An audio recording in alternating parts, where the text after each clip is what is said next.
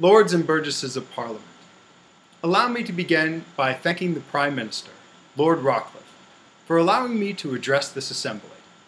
I would also like to thank His Majesty, King James, for extending the invitation, and especially to Sir Nathan Brown, the Sconnish ambassador to Westarctica, for his assistance in organizing this event. Thank you all. It is with great honor and humility that I address your august Parliament today. This is only the third time during my reign that I have been invited to speak in an official capacity in a foreign land. The first, during my state visit to the Kingdom of Scone, inaugurated the opening of an embassy. The second, during my visit to the Republic of Molossia, commemorated those fallen during the war with Mustachistan. This, the third, shall both inaugurate and commemorate the new friendship between Scone and Westarctica. Throughout my travels, I have found that many micronations were founded for the sole purpose of feeding the vanity of their idiosyncratic rulers.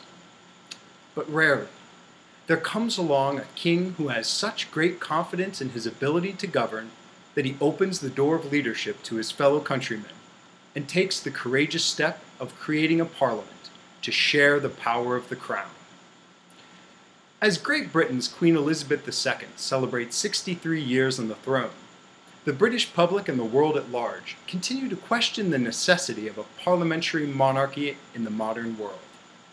Some believe the institution of monarchy itself is little more than, to borrow a line from Prince Charles, an appalling old waxwork.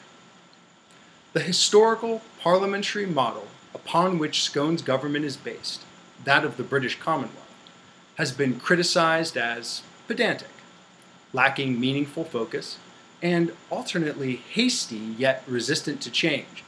Now, in the months that I have been observing your kingdom's undertakings, I can firmly assert that none of these charges apply to the Sconnish Parliament.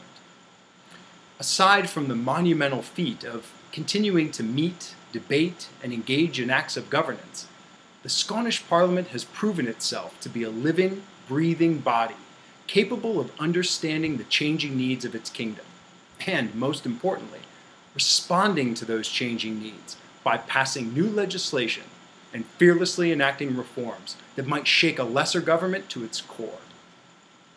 His Majesty, King James, recently stated in his speech from the throne that Scone is not a nation, but a kingdom we are, and that is enough.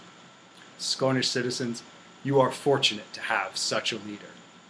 While other leaders puff out their chests, making boasts of invisible armies and plotting grandiose takeovers of extraterrestrial realms, the King of the Sconnish abides quietly, tending to the needs of his people and conducting the business of government in a civilized and solemn manner.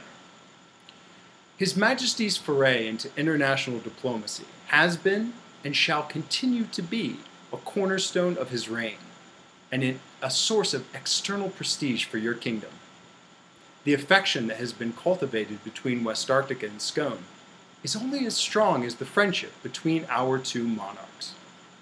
Whereas the ties of blood didn't stop Kaiser Wilhelm and King George from going to war with one another, I am confident that the ties of friendship will help the people of Westarctica and Scone flourish together.